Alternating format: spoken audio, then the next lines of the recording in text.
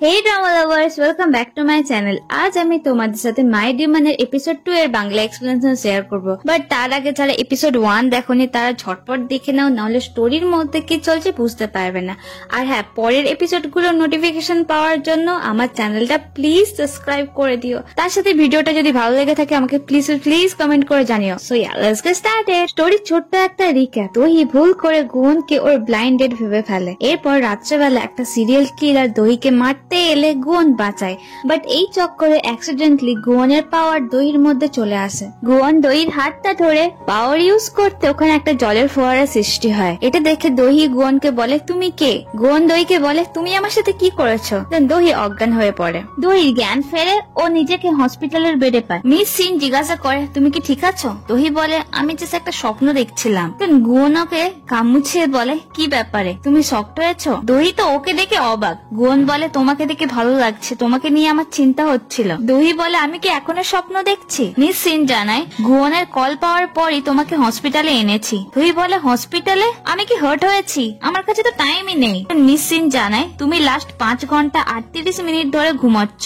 গুয়ন দহির বেশি কেয়ার করতে দহি বলে, তুমি এমন বিহেভিয়ার করছো কেন? দেন মিস সিন যখন ডক্টর আনতে যায়, এরপরই গুয়নের বিহেভিয়ার একদমই চেঞ্জ। দহি বলে, তুমি এমনটা কেন করছিলে? গুয়ন বলে, তুমি তো লাস্ট টাইম রিকোয়েস্ট করেছিলে যেন না কেউ আমাকে তোমার এক্স ভাবুক, তাই একটু ম্যানার্স দেখাচ্ছি, যেটা লাস্ট টাইমে ও রেস্টুরেন্টে দেখায়নি। দহি বলে, এবার তো ওরা ভাববে আমরা ডেট করছি। তখন ও জিজ্ঞাসা করে, সেই কিলারটাকে কি ধরেছো যে আমাদের মারতে চাইছিল? গুয়ন বলে, আমি পুলিশকে সব ডিটেলস দিয়ে দিয়েছি, খুব তাড়াতাড়ি সে ধরা পড়বে। দহি হঠাৎ করে ওর হাতে জিজাস ক্রসের ট্যাটুটা দেখে ভাবে এটা স্টিকার নাকি ট্যাটু, আর থুতু দিয়ে ওটা মোছার চেষ্টা করছিল। গুয়ন ওকে এমনটা করতে মানা করে। দহি বুঝতে পারে এটা রিয়েল ট্যাটু, উঠবে না, তাই ও লেজার লাইট দিয়ে তোলার জন্য যাচ্ছিল। তখনই গুয়ন ওকে আটকায়। দহি বলে, এটা আমার হাত, আর গুয়ন বলে এটা আমার ট্যাটু। গুয়ন তো ওর হাতই ছায় না, তাই দহি রেগে গিয়ে ওকে চড় মারতে যাচ্ছিল। গুয়ন দহির হাতটা ধরে পাওয়ার ইউজ করে দহির হাতটা আটকায়। দহি বুঝতে পারছিল না যে এটা কি হচ্ছে। দেন গুয়ন দহির হাতটা ছেড়ে দিতেই দহি ওকে চড় মারে, আর এত জোরে চড় মারে গুয়ন বেডের সাইডে উল্টে গিয়ে পড়ে, আর ওর গালে দহির 5টা আঙুলের ছাপ পড়ে যায়। দেন এদের মধ্যে আর্গিউ হয় যে কে কাকে বাঁচিয়েছে। দেন ওখানে ডক্টর চলে আসে। ডক্টর দহিকে চেক আপ করে জানায় দহি এখন সম্পূর্ণ ঠিক আছে। তাই গুয়ন শান্তি পায়, কারণ ওর পাওয়ারটা এখন দহির মধ্যে রয়েছে। কিছুক্ষণ পর পুলিশ অফিসার দহির সাথে দেখা করতে আসে। ওরা গুয়নকে দেখে বলে, তুমি এখন এখানে রয়েছো? গুয়ন বলে, আমি যে সবকিছু ঠিক আছে কি দেখতে চাই। দহি বলে, দেখতে পাচ্ছ আমি ঠিক আছি, একদম ওকে, তাহলে তুমি আসতে পারো। পুলিশ ওদের দুজনকে বলে, আমরা শুনলাম তোমরা নাকি ব্লাইন্ড ডেটে দেখা করেছো, তো যা সবকিছু হলো তোমরা কি এবার বিয়ে করবে? দুজনেই একসাথে না বলে, আর ওদের আবারও কথা কাটাকাটি স্টার্ট হয়। দেন গুয়নের ফোনে কন্ট্যাক্ট শেষ হওয়ার অ্যালার্ম আসে, তাই ও হসপিটাল থেকে বেরিয়ে যাওয়ার আগে দহিকে বলে, নিজের খেয়াল রেখো, যতক্ষণ না আমাদের দেখা হচ্ছে লেজার লাইট থেকে দূরে থেকো। নেক্সট সিনে গুয়নের বাটলার পার্ক গুয়নের সিক্রেট সবুজ ডায়েরিটা পড়ছিল, যার মধ্যে ডিমেন হওয়ার সমস্ত ডিটেলস রয়েছে। তখনই গুয়ন আসছে, পার্ক ওটা লুকিয়ে নেয়। গুয়ন ওর কাছ থেকে ডায়েরিটা কেড়ে ওকে বলে এটার থেকে দূরে থাকবে, আর ডায়েরিটা একটা সিক্রেট লকারে রেখে দেয়। গুয়ন দহির বিজনেস কার্ড দিয়ে ও সমস্ত ইনফরমেশন বার করতে বলে, মানে দহির কি ব্লাড গ্রুপ, পাস্টের সমস্ত কথা, রিলেশনশিপ, মানে each and every details. Park গুয়নকে বলে, এই মেয়েটা কে, আর তুমি এত ইন্টারেস্ট নিচ্ছ কেন? গুয়ন বলে, ও চোর। পার্ক বলে, ও কি তোমার মন চুরি করেছে? পার্ক নোটিস করে গুয়নের হাতে ট্যাটু আর নেই। গুয়ন কথাটা এড়িয়ে যেতে চাইলে পার্ক ওর দিকে জল ছড়ে। গুয়ন চুটকি বাজায়, বাট যেহেতু ওর কাছে আর পাওয়ার নেই তো ও ভিজে যায়। পার্ক বুঝতে পারে গুয়নের পাওয়ার হারিয়ে গেছে। গুয়ন বলে, আমার পাওয়ার হারায়নি। তাই পার্ক দহির বিজনেস কার্ডটা দেখিয়ে বলে, তার মানে এই চোর তো? গুয়ন বলে, জানি না সে কি করেছে, আমার শক্তি মানে ওই ট্যাটুটা ওর কাছে এখন ট্রান্সফার হয়ে গেছে। এই ম্যাটারে পার্ক আরো ডিটেলস জানতে চাইলে গুয়ন বলে, পরে বলবো, একটা ডিল আজই শেষ হবে। তাই গুয়ন যখন যাচ্ছিল, পার্ক বলে, পাওয়ার ছাড়া তুমি কি করবে? গুয়ন বলে, কি সব বলছো, আমি ডিমন, লাস্ট 200 বছর ধরে আমি আত্মা কালেক্ট করছি, আর এটা তো জাস্ট বাবুল কাম খাওয়ার মতো ইজি। নেক্সট সিনে এই ডিমনকে নর্মাল লোকের কাছে মার খেতে দেখি। উইদাউট পাওয়ার ডিমন কিছুই করতে পারে না, তাই লোকগুলোর সাথে ফাইট করার সময় ও যখন আর পেরে উঠছিল না, ও ও মিডল ফিঙ্গার দেখিয়ে ওখান থেকে পালানোর চেষ্টা করে। আর এই সিনটা সিরিয়াসলি খুবই ফানি ছিল। নেক্সট সিনে ডিটেকটিভরা কিলারের স্কেচ দেখে, দেন কিলারকেও দেখায় ওর রুমেতে অনেক ফেক আইডির সাথে অনেক লোকের ফটোও ছিল, যার মানে ওই লোকগুলোকে মেরে ফেলেছে। দেন কিলার নিজের স্কিন রিমুভ করে আসল চেহারা দেখায়। কিলারের ওয়ালে দহির অনেক ফটো আছে, বাট ও দহিকে কেন মারতে চাইছে বা কেউ কে হায়ার করেছে এই মুহূর্তে জানা যায় না। তখনই কেউ কিলারের ডোর নক করে। কিলার গিয়ে দরজা খোলে। ওই বিল্ডিং এর ওনার ওর সাথে দেখা করতে এসছে। বিল্ডিং এর ওনারটা কথায় কথায় নোটিস করে কিলারের হাতে রক্ত, তাই কিলার জানায় এটা তো ও মেকআপ করছিল।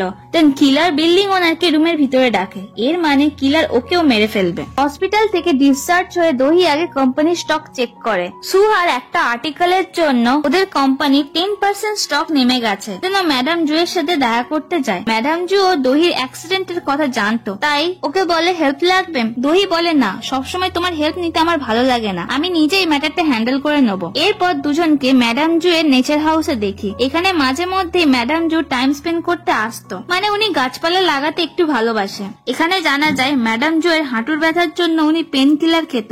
এরা যখন কথা বলছিল তখনই ম্যাডাম জু এর নেফিউ শেখুন ওখানে আসে। শেখুন বলে ডিসচার্জ হওয়ার পরই তুমি কাজ করতে শুরু করেছো? দহি বলে আমি বলেছিলাম রেস্ট করতে। ম্যাডাম জু বলে আমি আমার সন্তানদের ভালো করে মানুষ করতে ফেল করেছি, তাই এই গাছগুলোই আমার লাস্ট আশা। এরপর শেখুন ইনকামের রিপোর্ট দেখায়। ম্যাডাম জু জাস্ট লাস্ট রেজাল্টটা দেখে, তাই শেখুন পুরো প্রসেসটা দেখতে বলে। বাট ম্যাডাম জু আর দেখে না। এখানে বোঝাচ্ছে যে ম্যাডাম জু ওনার নেফিউকে বিশ্বাস করে। তখনই দহি চলে যাচ্ছিল, তাই শেখুনও কাজের বাহানা করে ওর সাথে যাবে বলে। ম্যাডাম জু ওদের দুজনকে একসাথে দেখে বলে কাজই যদি তোমাদের দুজনের লাইফের সবকিছু হয় তাহলে তো তোমরা একে অপরকে বিয়ে করতে পারো। এটা শোনার পর দুজনেই অকওয়ার্ড ফিল করে না বলে। দহি শেখুনকে বলে অফিসে যাবে, লিফট চাই, গাড়ি নিয়ে এসছো। শেখুন গাড়ির চাবিটা ব্যাগে লুকিয়ে নেয়। এখানে বোঝা যায় যে মেবি শেখুন দহিকে লাইক করে। ও ভেবেছিল ওরা দুজন একসাথে অফিসে যাবে, বাট মিস সিন ওদের সাথে থাকায় ওকেই কার ড্রাইভ করে নিয়ে যেতে হয়। গাড়ির মধ্যে কথায় কথায় ও যখন জানতে পারে দহি ব্লাইন্ড ডেটে গেছিল, হঠাৎ করে ও ব্রেক মারে। দহির তো কিছু হয় না, বাট মিস সিনের নাক দিয়ে রক্ত বার হয়। মিস সিন ওর দিকে রেগে তাকায়। তো মিস সিনকে গাড়ি চালাতে দেখি। শেখুন ওকে সরি বলে। দহি বলে আমার ব্লাইন্ড ডেটের কথা শুনে তুমি এমন শকড হলে কেন? শেখুন বলে না, মানে তোমার তো এখন অল্প বয়স, তা তুমি ব্লাইন্ড ডেটে গেছিলে কেন? দহি জানায় ম্যাডাম জু এর জন্য, বাট আমার বিয়ে করার কোনো প্ল্যান নেই। দেন ও নোটিস করে শেখুনের টি শার্টে সুপের দাগ লেগে আছে, আর ওর টাইটা ও ঠিকঠাক বাঁধেনি, তাই দহি টাই বেঁধে দেয়। আর যেটা খুবই বাজে ছিল, তাই শেখুন আর দহি এটা নিয়েই মজা করে। অন্যদিকে গুণ সিক্রেট ডায়েরিতে ট্যাটু ট্রান্সফারের ব্যাপারে কিছু লেখা আছে কি খুঁজছিল, বাট ও কিছুই পায় না, তাই ও পার্কে ফোন করে। দেন পার্ক এসে দহির পুরো ডিটেলস জানায়। দহির ব্লাড গ্রুপ AB, ও মিরাই গ্রুপের প্রিন্সেস, বাবা একজন ইঞ্জিনিয়ার ছিল আর মা হেয়ার সেলুন চালাতো। ও বাবা মার একমাত্র সন্তান ছিল, বাট 17 বছর আগে ওর 11 বছর বার্থডেতে কার অ্যাক্সিডেন্টে ও বাবা মা দুজনকেই হারায়। এরপর ম্যাডাম জু ওকে অ্যাডাপ্ট করেছে। মিরাই গ্রুপের মিরাই ইলেকট্রনিক্স কোম্পানিটা ম্যাডাম জু আর দহির বাবা মিলে স্টার্ট করেছিল। আর দহি টপ স্টুডেন্ট ছিল, অল্প বয়সে গ্রাজুয়েশন কমপ্লিট করেছে। কলেজের সময় ও ডেজার্ট কোম্পানি শুরু করেছিল, যেটা 7 বছরের মধ্যে নাম্বার 1 কোম্পানি হয়। আর এখনো মিরাই F&B গ্রুপের CEO। ও এখন সিঙ্গেল আর কাজে বিজি থাকার জন্য আগের রিলেশন গুলোতে টাইম দিতে পারেনি। দেন গুয়ন নোটিস করে ওর টেবিলে যে জলের বোতলটা রয়েছে ওটাও মিরাই গ্রুপের। এত কিছু ডিটেলস বলার পর পার্ক গুয়নকে বলে এবার তুমি কি করবে? গুয়ন বলে আমি যেটাতে বেস্ট সেটাই আমি করব। মানে গুয়ন তো কিছু একটা প্ল্যান করছে। এরপর দহিকেও অফিসে আসতে দেখি ও কিছু স্টাফদের সাথে মিটিং করে। এখন কোম্পানিতে লস হয়েছে, তাই ও স্টাফদের বলে কোনো প্রবলেম হওয়ার আগে তার সাথে ডিল করো। সো দহি কাজের ম্যাটারে খুবই স্ট্রিক্ট, বাট ও মনে মনে নিজেকে বলে আমাকে স্ট্রং থাকতে হবে। দহি শোয়া সেরে দেখা করতে যাবে বললে মিস সিন ওর সাথে যাওয়ার কথা বলে, কারণ মিস সিনের মনে হয়েছে আগের দিন যদি উনি দহির সাথে থাকতো তাহলে এমন কোনো ঘটনাই ঘটতো না। দহি বলে এতে তোমার আর আমার কোনো দোষ নেই, আমি জাস্ট আগের দিন একটু আনলাকি ছিলাম। সো নেক্সট সিনে সোহা ড্রেস পরে ট্রায়াল দেওয়ার সময় ওর ম্যানেজারকে বলে মিরাই F&B এখন প্রবলেমের মধ্যে রয়েছে, বেচারা দহি। নিউজ আর্টিকেলটা ভালো ছিল, আমার কি ওকে ফ্লাওয়ার দিয়ে কমফোর্ট করা দরকার? দহি পিছন থেকে রিপ্লাই করে কোনো দরকার নেই। সোহা ওকে দেখে শক হয় আর বলে তুমি এখানে কি করছো?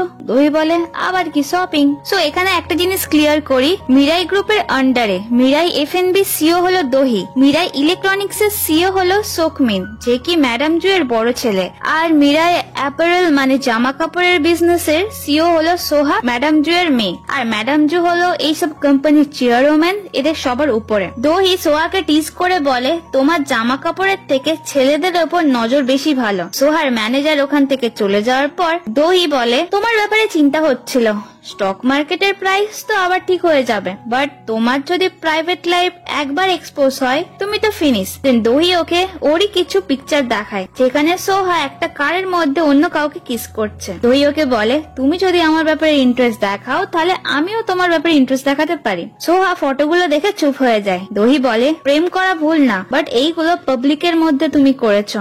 সোহার নিউজ আর্টিকেলের জন্য দহির কোম্পানি লস হয়েছে, এই দহি সোহাকে এই ফটোগুলো দেখিয়ে ব্ল্যাকমেল করে। তখনই দহির কাছে গুয়নের ফোন আসে। গুয়ন ওকে বলে আমরা কি মিট করতে পারি, অ্যাক্সিডেন্টের পর থেকে আমি অসুস্থ।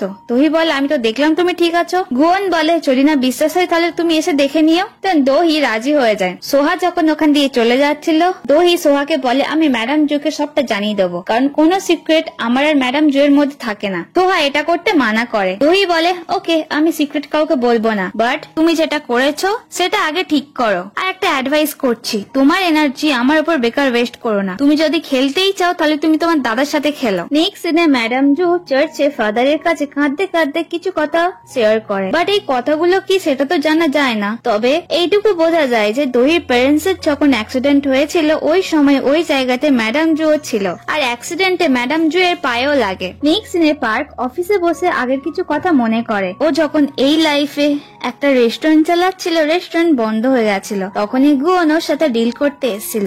আর গুয়ন পেপার সাইনের জন্য যখন ওর রক্ত নেয় তখনই পার্কের আগের লাইফের কথা মনে পড়ে যায়, মানে পাস্ট লাইফে গুয়ন কিভাবে ওর সাথে ডিল করেছিল, ও কিভাবে মারা গেছিল, বা হেলে যাওয়ার পর ওর সাথে কি কি হয়েছিল, সবকিছু মনে পড়ে যাওয়ার পর ও গুয়নকে ধরে মারতে থাকে। এইসব কথা ও যখন অফিসে বসে ভাবছিল পিছন থেকে গায়ং আসতে পার্কের কথা শুনে ফেলে, আর ও জেনে যায় যে গুয়নের ট্যাটু একটা মেয়ের হাতে ট্রান্সফার হয়ে গেছে। তাই গায়ং রেগে পার্ককে জিজ্ঞাসা করে গুয়নের সাথে কি হয়েছে। অন্যদিকে দহি গুয়নকে কল করছিল, তখনই গুয়ন ওর কাছে স্লো মোশনে আসে। ওকে দেখে দহি তো জাস্ট স্ট্যাচু হয়ে যায়। দেন গুয়ন এসে ফোনটা কেটে দেয়। দহি বলে তুমি নাকি অসুস্থ, বাট দেখে তো মনে হচ্ছে না। এরপর দহি গুয়নকে কিছু টাকা দেয়, কারণ লাস্ট টাইম রেস্টুরেন্টে ও গুয়নের টাইম নষ্ট করেছিল। গুয়ন বলে আমি তো বললাম আমার লাগবে না, আমার কাছে অনেক টাকা আছে, বাট ওর অতগুলো টাকা দেখে ওর নেওয়ার ইচ্ছা হয়, কারণ পাওয়ার ছাড়া গুয়ন একজন নর্মাল মানুষ, তাই ওর মধ্যে লোভ হওয়াটাই স্বাভাবিক। এরপর গুয়ন দহির কাছে ওর অদ্ভুত ধরনের প্রবলেমের কথা শেয়ার করতে দহি বলে তুমি সাইকিয়াট্রিস্ট কে দেখাও। গুয়ন বলে না, আমার প্রবলেম কেউ সলভ করতে পারবে না।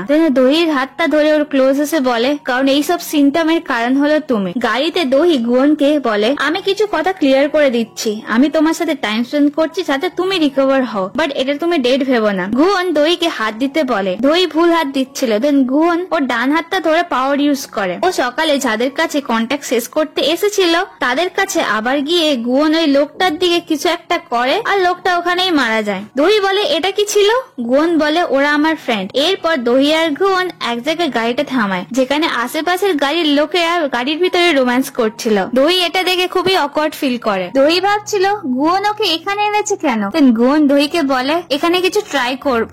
দহি তো উল্টো পাল্টা ভাবছিল। ও বলে এখানে আমি একটু ওল্ড ফ্যাশন, আর এটা তো আমার ফার্স্ট টাইম, তাই পাবলিকের মধ্যে। তখনই গুয়ন গাড়ি থেকে বাড়িয়ে পড়ে। গুয়ন আর দহিকে গাড়ি থেকে নামতে বলে। দহি ভাবছিল গুয়ন হয়তো বাইরে ওর সাথে কিছু একটা করবে, তাই দহি বলে এটা তো ক্রাইম, তোমার 1 বছরের জেলও হতে পারে আর অনেক টাকা ফাইন দিতে হতে পারে। দেন গুয়ন দহির খুব ক্লোজ এসে যায়, আর দহির রিয়েকশন এখানে দেখার মতো ছিল। এরপরে দুজনকে আমরা নদীর ধারে দেখি। কিছু কথা বলার পর গুয়ন দহিকে বলে কিছুক্ষণের জন্য তোমার নিঃশ্বাস কি ধরে রাখতে পারবে। এরপর দহির খুব ক্লোজ আছে, ওর গালে হাত দেয়। দহি ভাবছিল গুয়ন হয়তো ওকে কিস করবে, বাট তখনই গুয়ন একটা স্মাইল করে দহিকে নিয়ে জলে ঝাঁপ দেয়। গুয়নের প্ল্যান ছিল দহিকে জলে ফেলে ওর হাত দিয়ে আবার নিজের হাতে ট্যাটুটা ট্রান্সফার করে নেবে। গুয়ন দহির হাত ধরে টানাটানি করে আর দহিও জলের মধ্যে ছটপট করছিল। গুয়ন অনেকবার চেষ্টা করে বাট দহির হাতের ট্যাটুটা ওর হাতে আর আসে না। জল থেকে বেরিয়ে আসার পর দহি তো বিশাল রেগে যায়। ও কন্টিনিউ গুয়নকে উল্টো পাল্টা কথা শোনাচ্ছিল। আজ তো ও গুয়নের জন্য মরতে মরতে বেঁচেছে। গুয়ন নিজের ভুলটা বুঝতে পারে। দহি বলে তুমি এটা কেন করলে? গুয়ন বলে আমি জাস্ট কিছু চেক করার জন্য করেছি। এই দহি বলে তা তুমি এটা করার আগে তো আমাকে বলতে পারতে। গুয়ন বলে বাট তুমি তো মানতে না। দেন দহি রাগ দেখিয়ে গুয়নকে টাকাটা দিয়ে ওখান থেকে চলে যায়। গুয়ন টাকাটা দেখে ওটাকে লাথি মেরে ফেলে দেয়।